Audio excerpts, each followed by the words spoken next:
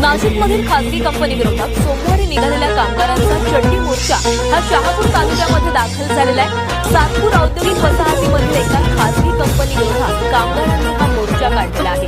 5 जूनला हा कामगारांचा मोर्चा मंत्रालयावर धडकणार आहे। कंपनीच्या मनमानी कारभाराविरोधात कामगारांनी काढलेल्या या मोर्चाला विविध कामगार संघटनांनी पाठिंबा दिला आहे। स्थानिक कामगारांची अवहेलना करून बाहेरून मजूर मागवणं, कामगारांवर मानसिक दबाव आणणं आणि कंत्राटी कामगारांना कामावरून कमी करणं असे प्रकार सातत्याने केले जातात आणि याचा आरोप करत कामगारांनी हा मोर्चा काढलेला आहे। कंत्राटी कामगारांना कायदेशीर सुरक्षा मिळावी, स्थानिक कामगारांवर अन्याय करणाऱ्या कंपनीचं बेकायदेशीर कंत्राट रद्द करावं, सोबतच कंपनीच्या 40% अतिक्रमणावर तत्काळ कारवाई करावी यासह इतर मागण्यांसाठी हा मोर्चा काढण्यात आला।